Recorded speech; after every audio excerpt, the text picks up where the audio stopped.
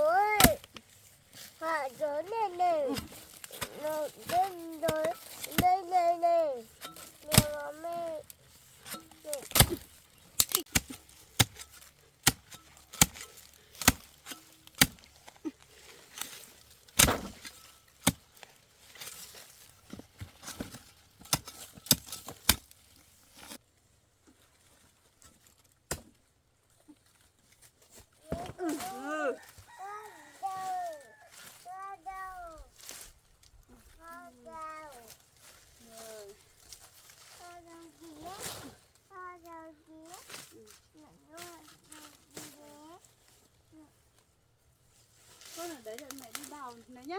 Mẹ đi lên trên này đào nhá. Con này nhá. Con ở đấy rồi mẹ đi lên trên này nhá.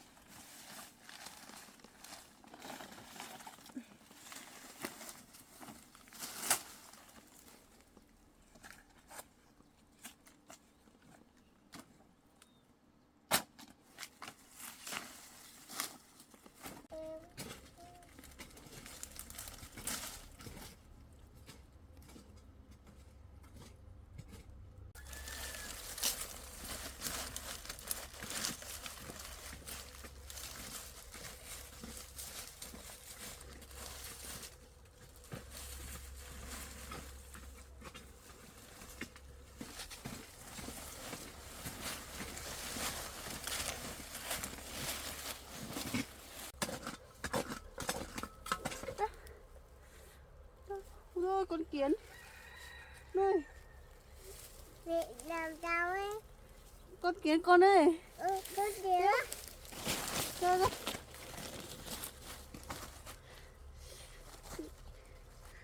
Đưa đưa.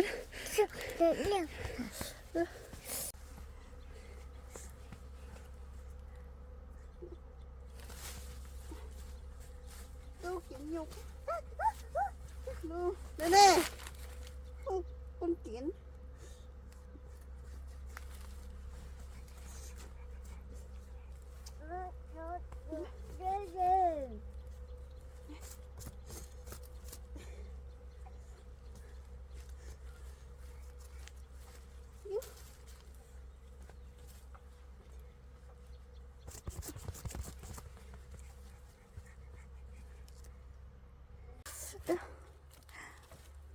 Nó kiến cắn mẹ quá.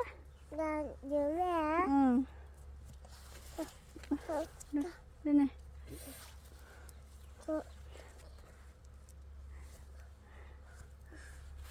Nó đâu mẹ kiểu. Lô nhiều à. Con quét quét với con này. Con phải cắn mẹ. hết rồi. Nó đây. Đó. Nó Con đứng im ở đây nhá. Con đứng im ở đây nhá, sợ con về đây có kiến ấy, mẹ đào một tí này cho mình đi về nhá, nghe chưa? Có kiến nhiều lắm. Con lấy rau cho mẹ đi con ơi. Im ở đấy nhá, tí lại có con kiến nhá.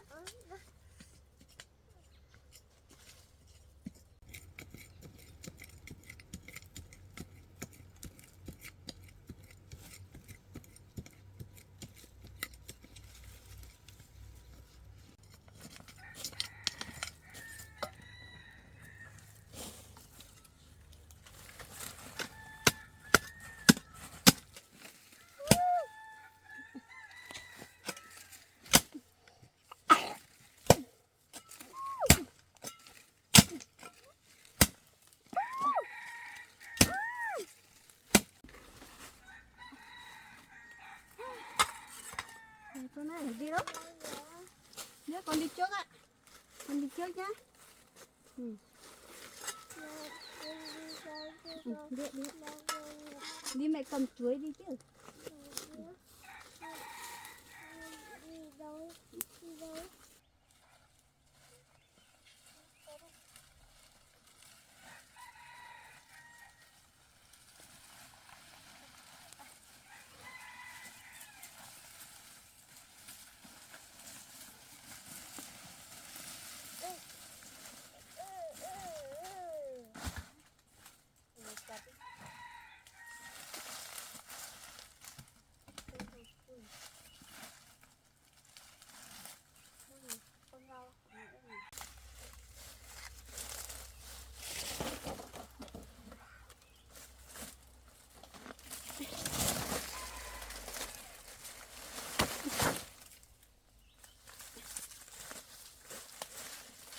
Cầm cái này, để mẹ cầm cái này cho con lợn ăn.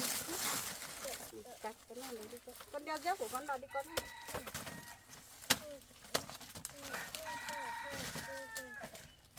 Hãy đeo dép vào. Đeo dép vào đi về đó. Thế không đeo dép.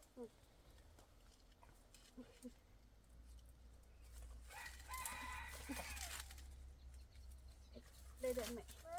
Con hôn mẹ nhé. Thế con cầm cái gùi cho mẹ gùi đó con ơi. Con cầm cái gùi cho mẹ gùi đó. Ui, con nhặt cái ấy cho mẹ đi, nhặt cái cuốc cho mẹ đi. Nhặt cuốc cho mẹ. Nhặt cái cuốc lên cho mẹ đi về. Cái cuốc. Cái cuốc cho mẹ.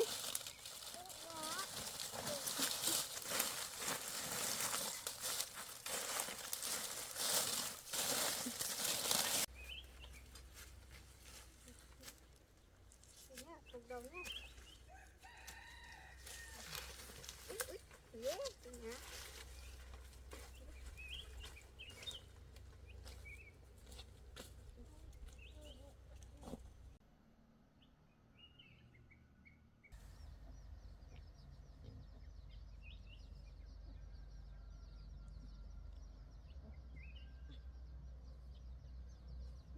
Đưa đến nhà rồi.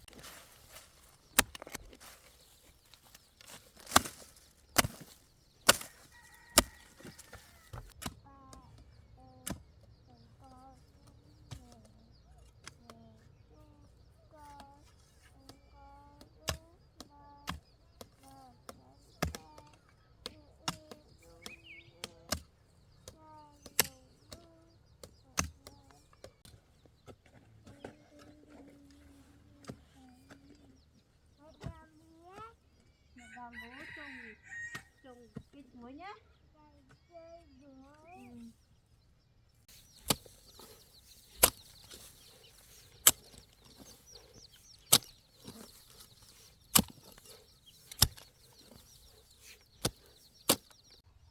Có vui á.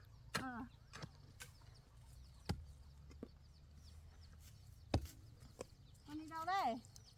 Con lấy trái chuồn. Thế lấy chuối cho mẹ trồng á. Lấy, Ra. không, cây to. Lấy cây to thôi, cây đấy tí cho con lợn ăn nhé. Ra. Ừ. Đó. Đó. Đó. Ờ. Đó. Ừ. Cây to. Cây to mà. Đấy đó. Ừ. Đấy đó đi. Đấy. Đấy đó đấy. Ừ. Đấy đó đấy. Đấy đó. Con. Lấy được không? Ê. Không được. Ra. Nặng lắm à? Lấy đấy trồng á. Lấy đây giữ cho mẹ nhé. Con hôm mẹ giữ đây này con ơi. Đấy, hôm mẹ giữ nhá. Con không cho nó đổ. Con giữ.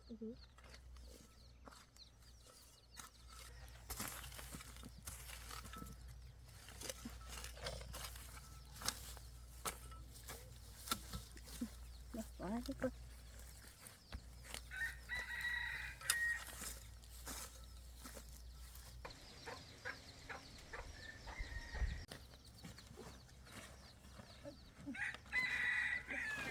Trồng nó. Trồng nữa.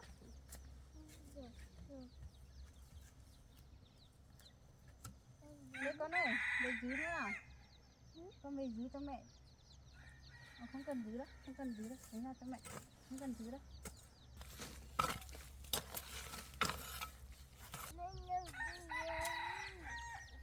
Mẹ trồng cái chuối nhá.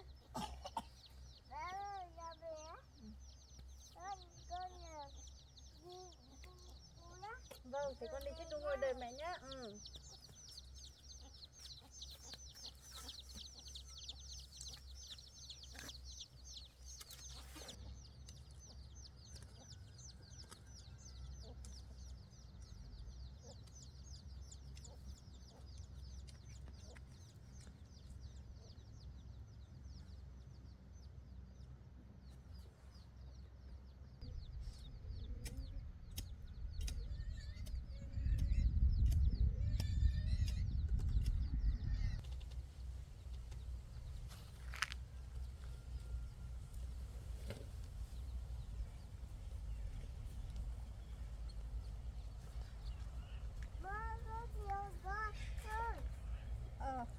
Ngồi đây đợi về lấy cái này đi cho con lợn ăn nhá.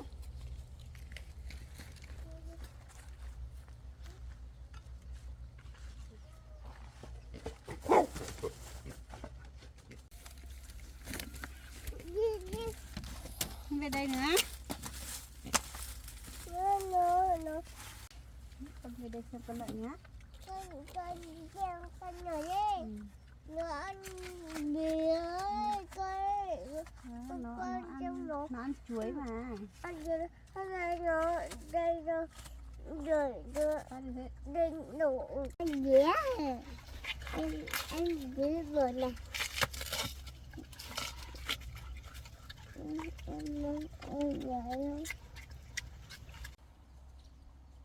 Rồi mình đi vào nhà lớp con ấy.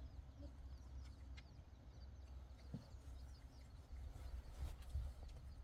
Con đi xích đu lấy bố con đi vào nhà đi. Lấy bố con ở xích đu kia vào nhà đi. Lấy bố ở xích đu kia.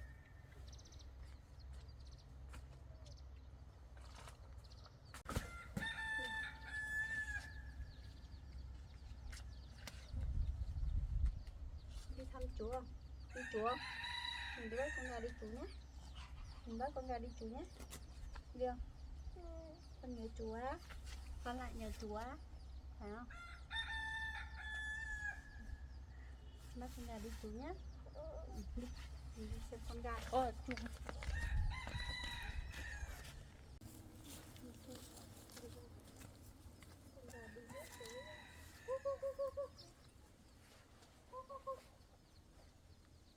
Có con gà nó kia ăn hết rồi con ơi.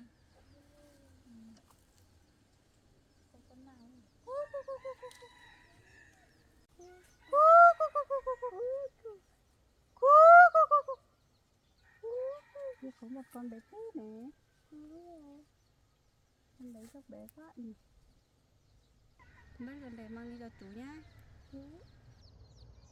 Bắt được không? Con ở đấy chặt nhé con nhá.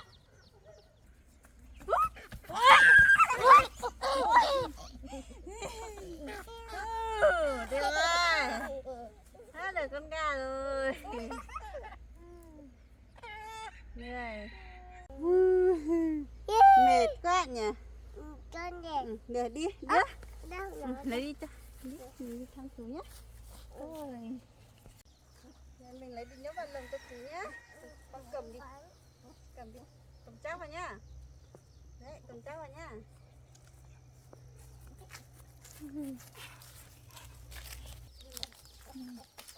Đấy. Đấy, mẹ lấy lồng đấy. Đây, con cho vào đây.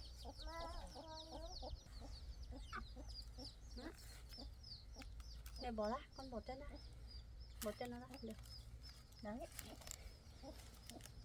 Cái dây buộc thôi nhỉ. Để mẹ buộc dây đấy con ơi, im cho mẹ buộc dây đó. Mẹ buộc dây đấy nhá.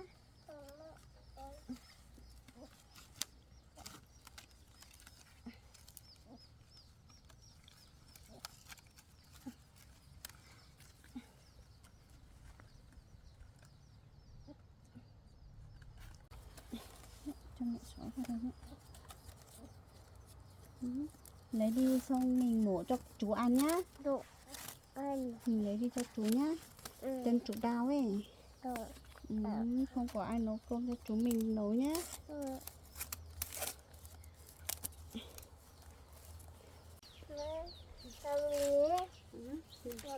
Mình bùa vào con gà nó không ra được.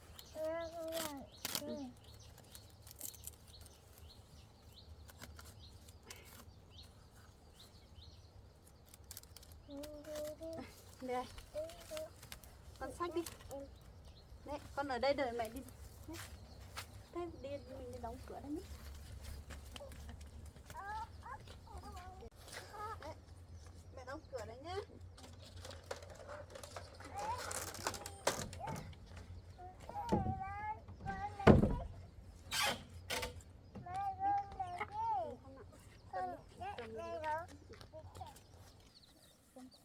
Con xách cao lên con đi.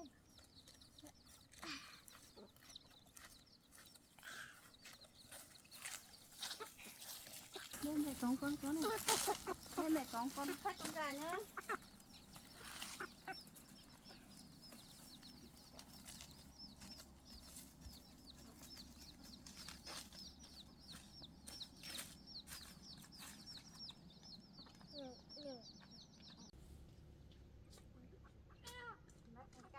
Chú cái nhỏ cầm chắc mà thì con gà nó rơi nó lại chạy đi nhá, nghe chưa?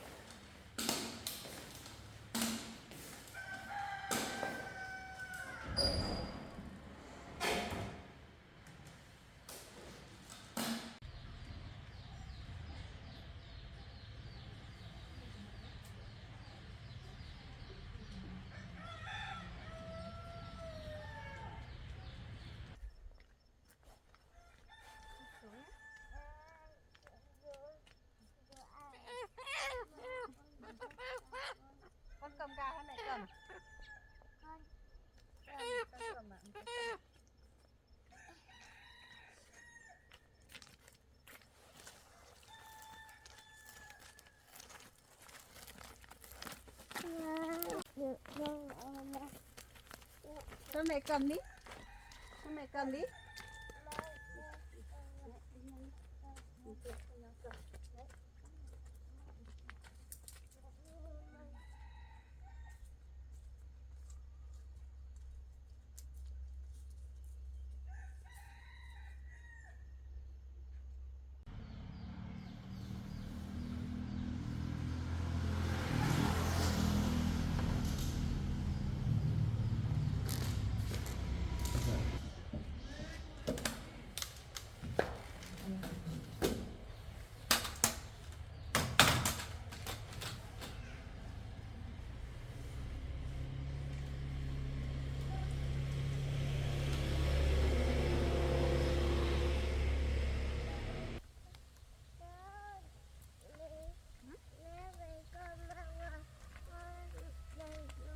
Đấy đi cho chú nhé, đi cho chú nấu ăn nhé.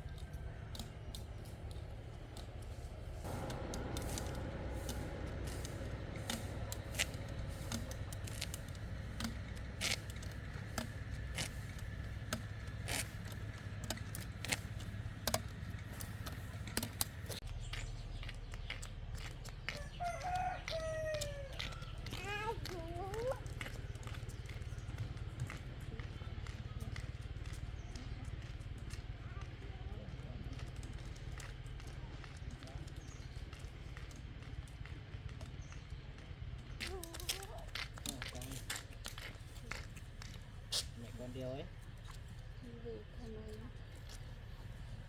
đi vào nhà con. đi vào nhà. Ừ. Con sang bên kia rác chú cầm.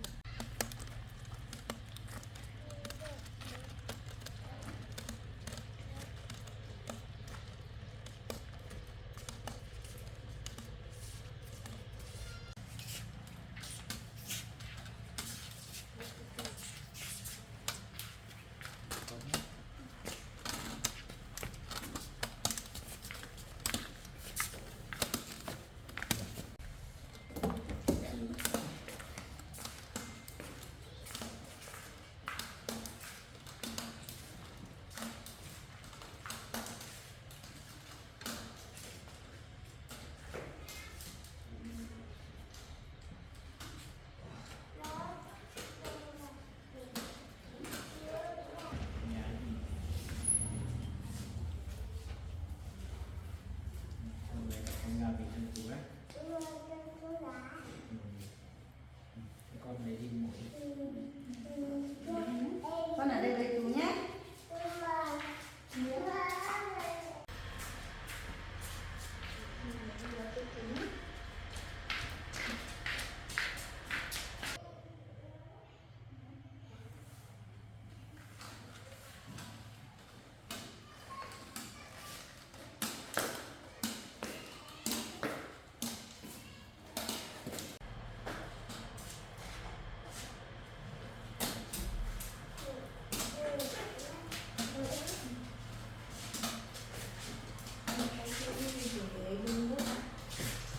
Có cái nước ở ngoài ấy nhé.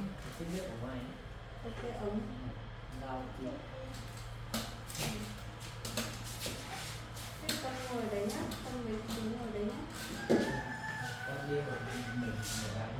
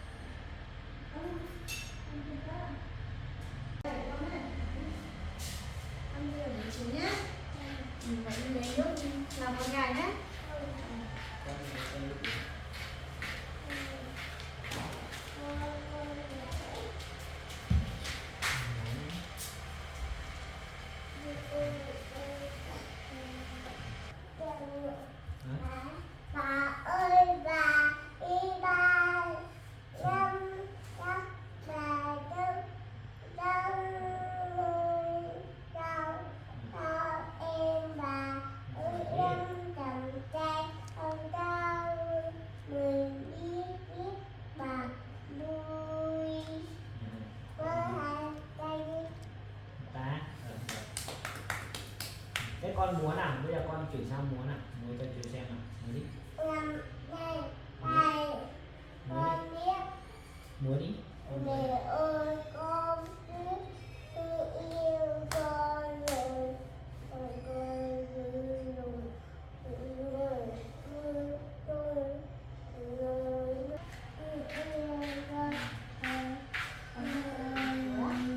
Con người cho chị nhá.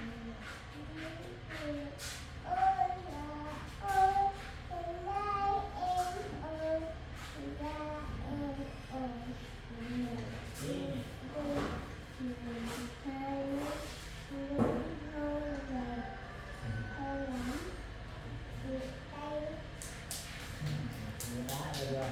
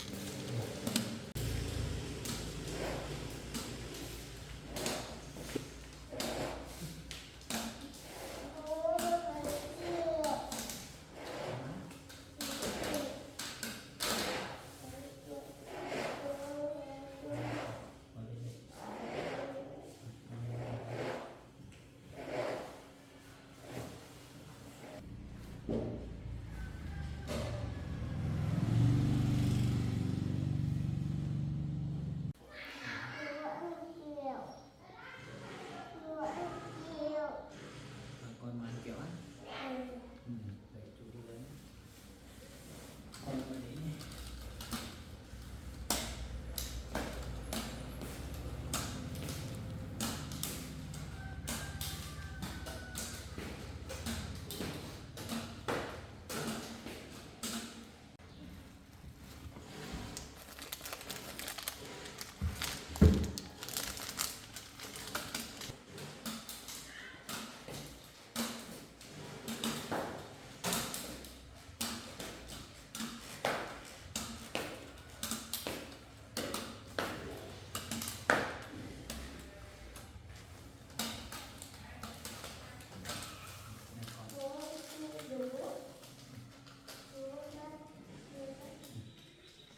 bác chú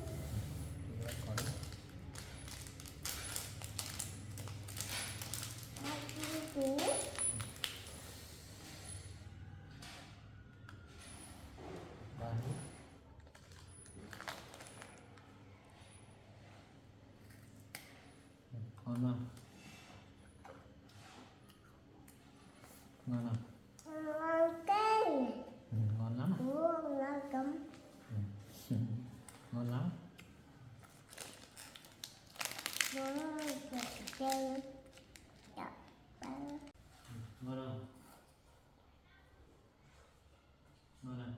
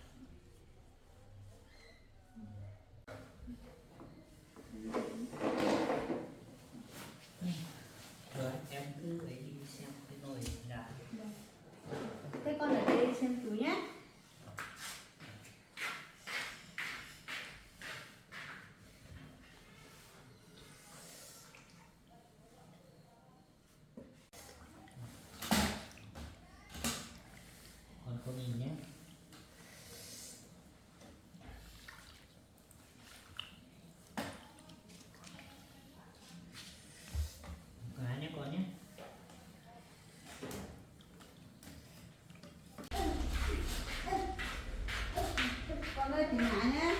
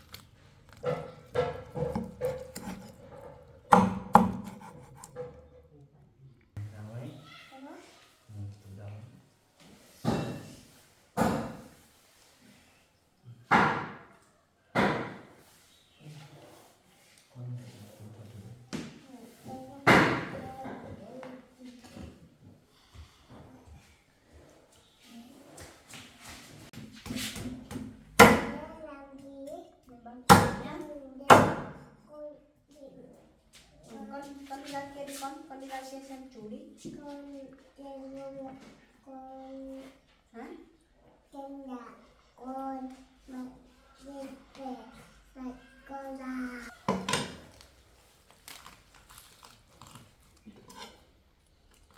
Chú rửa xong chân chưa?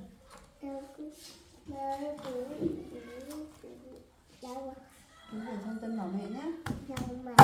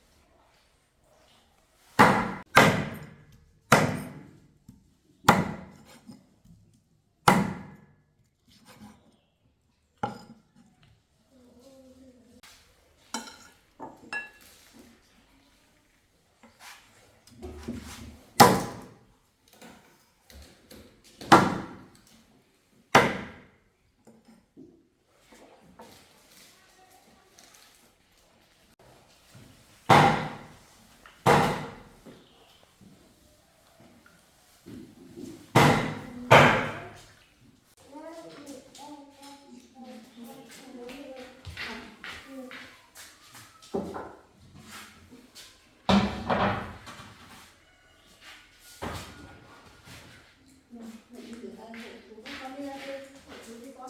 Mẹ rửa tay nào.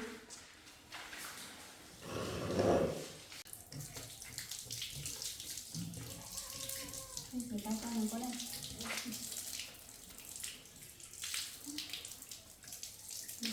Con đi á.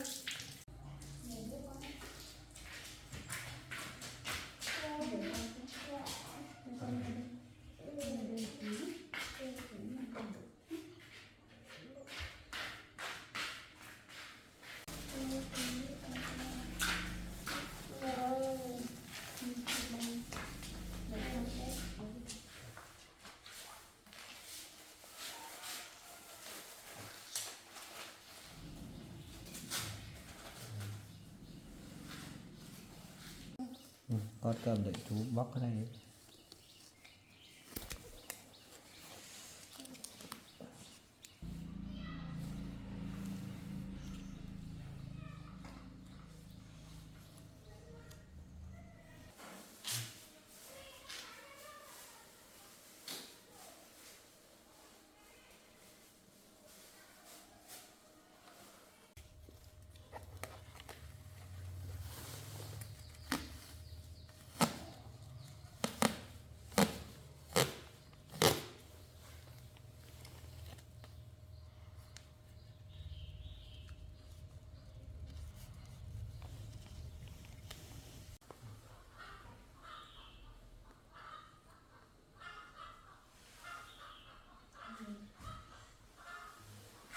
Con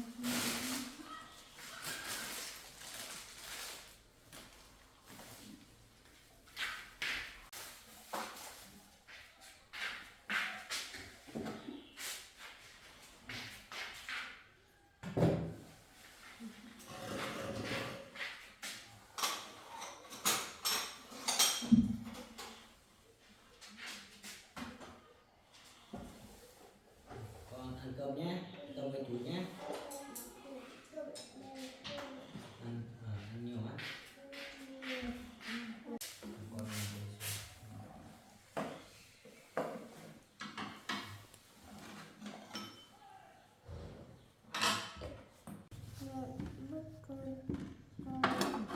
ăn Con cơm với chú nhé. chị ăn cơm con ăn cơm con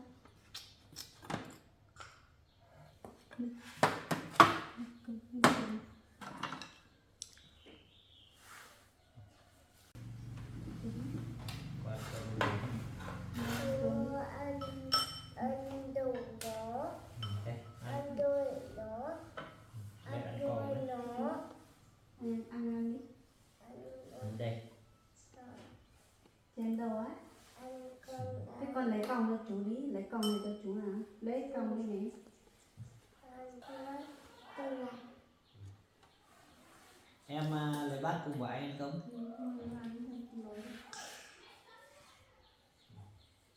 Anh ăn đi, gấp thì ăn đi. Dạ. Chén nhé, con ngon nhé.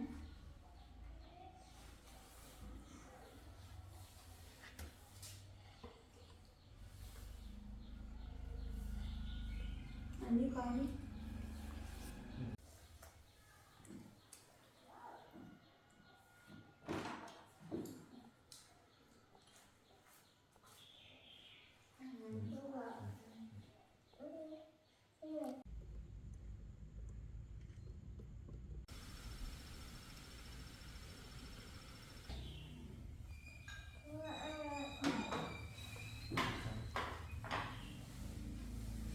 Con ăn hết con đi. Ăn nhé. Lấy giỏi nhé. Lấy giỏi nhé.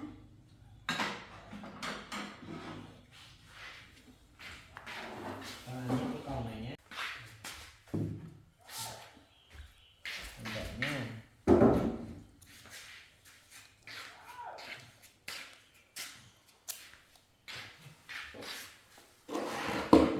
Con đi về nhỉ? Về nhé. Con với mẹ đi về.